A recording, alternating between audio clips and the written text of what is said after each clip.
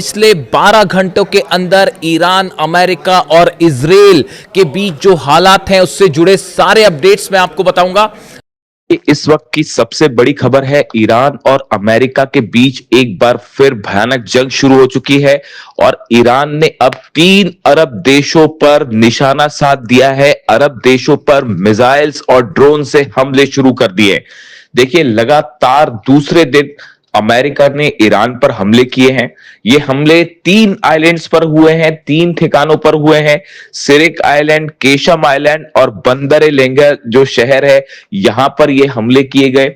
10 military sites को, Iran की 10 military sites को जो है वो निशाना बनाया गया है। और खास तौर पर ये जो हमले थे ये केशम और सिरिक आइलैंड पर किए गए। और अमेरिका के फाइटर जेट्स F-35 जेट से ये हमले किए गए हैं। बताया जा रहा है कि जो एयरक्राफ्ट कैरियर्स खड़े हैं अमेरिका के, वहां से इन जहाजों ने टेक ऑफ किया और भारी बमबारी की गई है ईरान के इन द्वीपों के ऊपर। उसके बाद हालात ये है कि ईरान ने जबरदस्त पलटवार शुरू कर दिया है। बहरीन में, कुवैत में, इराक में इस समय हमले जारी हैं। सबसे बड़े हमले बहरीन और कुवैत में हुए हैं। कुवैत में अली अल सलीम एयर बेस पर ईरान ने खैबर मिसाइल से बड़ा अटैक किया है और बड़े नुकसान की खबरें आ रही हैं। अमेरिका के बेस को एक बार फिर ईरान ने दहला दिया है और बड़ा नुकसान हुआ है, यहां पर इस तरह की खबरें आ रही हैं। देखिए, अली अल सलीम एयरबेस जो है कुवैत का, यहां पर बड़ी संख्या में अमेरिका के जेट्स मौजूद हैं, अमेरिका के सैनिक मौजूद हैं और इसे निशाना बनाया गया। और एक बार फिर अमेरिका का पेट्रियट सिस्टम खैबर मिसाइल के सामने बुरी तरह से फेल साबित हुआ है। बताया जा रहा है कि कई ड्रोन्स भी लॉन्च कर दिए गए हैं कुवैत के ऊपर और कई जगह धमाके की खबरें भी आ रही हैं इस समय कुवैत पर, यानी कुवैत पर बड़ा हमला कर दिया है ईरान ने। इसी के साथ जो है बहरीन में पोर्ट सलमान बेस है, मनामा में, बहरीन की राजधानी में, जहां पर अमेरिका का अड्डा है। खास तौर पर 5th फ्लीट जो है नेवी की, जिसको पहले भी कई बार ईरान ने निशाना बनाया है। और अब एक बार फिर बहरीन में लगातार दूसरे दिन ईरान की तरफ से बड़े मिसाइल अटैक शुरू हो गए हैं। देखिए, कल जो है वो बहरीन पे जो हमले किए गए वो मुख्य रूप से ड्रोन स्ट्राइक्स थी। जो कल हमले किए थे ईरान ने, उसमें शायद 136 ड्रोन्स का इस्तेमाल किया गया था और ड्रोन अटैक किए गए थे। लेकिन अब जो है वो बहरीन पर बड़ा मिसाइल अटैक कर दिया है ईरान ने। खैबर मिसाइलें बरसा दी है 5th फ्लीट अमेरिका के हेडक्वार्टर पर। यहां पे भी कई जगह से धुआं उठता दिखाई दे रहा है और बड़े नुकसान की खबर आ रही है। इसी तरह से इराक में वो ग्रुप जो कि ईरान के खिलाफ है, उनके ऊपर भी लगातार हमले जारी हैं ईरान की तरफ से। देखिए, हालात ये हैं कि पूरे दुबई में, अबू धाबी में, सऊदी में, कतर में, सब जगह अलर्ट कर दिया गया है कि कभी भी ईरान की तरफ से इन देशों पर भी बड़े हमले हो सकते हैं। अब ये एमओयू को जो साइन हुआ था अमेरिका और ईरान के बीच में, इसको लगभग रद्द माना जा रहा है, कैंसिल माना जा रहा है। और जो हालात हैं वो एक बार फिर जंगी हो चुके हैं और ईरान की सेना भयंकर गुस्से में है। देखिए, ईरान ने ये कह दिया है कि ये उकसावे की कार्रवाई, जिस तरह से हमले किए गए, उसका बड़ा बदला लिया जाएगा और डोनाल्ड ट्रंप को और अरब देशों में जहां भी अमेरिका के बेसिस हैं, उन सब देशों में हमले किए जाएंगे और कड़ा सबक सिखाया जाएगा। देखिए, ये मामला जो है, हालात कैसे बिगड़े।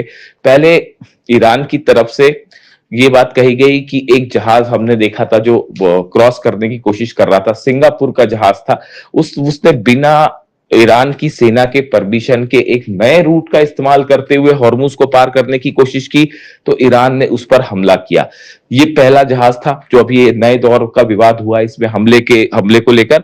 और कल फिर ईरान की तरफ से एक जहाज को निशाना बनाया गया है जो कि उसी नए रूट से निकलने की कोशिश कर रहा था।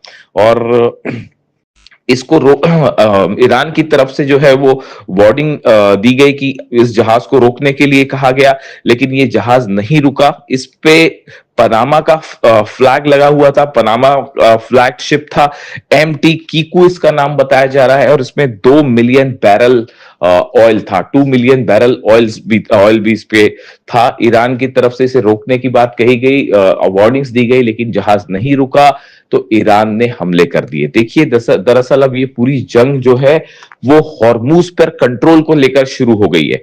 एमओयू जो साइन हुआ है उसके मुताबिक हॉर्मूज से जो जहाज निकलेंगे वो पूरी तरह से ईरान की देख रेख में निकलेंगे। यानी हॉर्मूज खुलता है तो ईरान की देखरेख में जो है वो खुलेगा। लेकिन अब हालात ये हैं कि अमेरिका कई अरब मुल्कों के साथ मिलकर हॉर्मूज में एक नया रास्ता बनाने की कोशिश में जुटा है।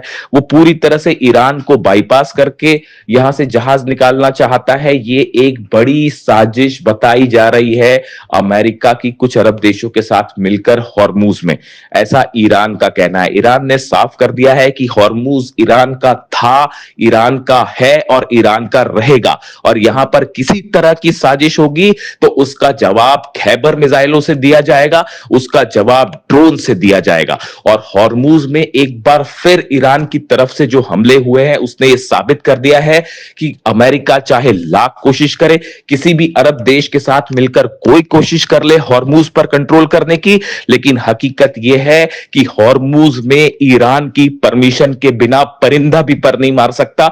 और पिछले 2 दिन से ये हमले हो रहे हैं, ये बात एक बार फिर बता रहे हैं कि अमेरिका को मुंह की खानी पड़ेगी हॉर्मूज में। देखिए हालात ये है, ये जितने समय का सीज फायर रहा, जितने आइलैंड्स थे उन सब आइलैंड्स पर ईरान ने अपने मिसाइल लॉन्चर्स को मजबूत कर लिया है, अपने ड्रोन लॉन्चर्स को मजबूत कर लिया है। इसका नतीजा यह है कि अगर ईरान की सेना की जानकारी के बिना जहाज निकलने की कोशिश करेंगे तो ईरान सीधा उन्हें निशाना बनाएगा और अमेरिका उनकी रक्षा नहीं कर सकता। आज बहरीन पर जिस तरह से हमले हो रहे हैं, कुवैत पर हमले हो रहे हैं, इसने एक बार फिर साबित कर दिया है कि अमेरिका अरब देशों की रक्षा नहीं कर सकता। अरब देशों का विश्वास अमेरिका से उठ चुका है।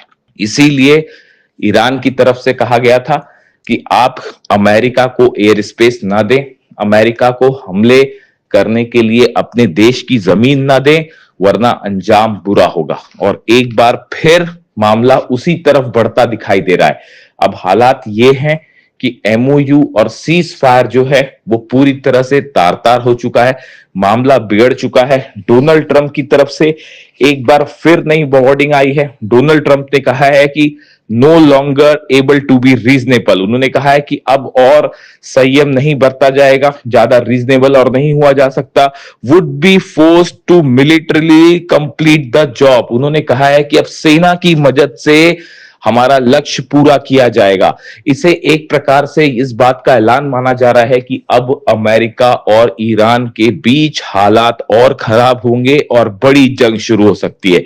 इसी बात की वार्निंग रूस की तरफ से दी गई थी, इसी बात की वार्निंग चाइना की तरफ से दी गई थी। मैं आपको बार बार अपने वीडियोस में यह बात कह रहा था कि एक बार फिर धोखा होगा, एक बार फिर धोखा होगा, और देखिए वही बात सही साबित हुई।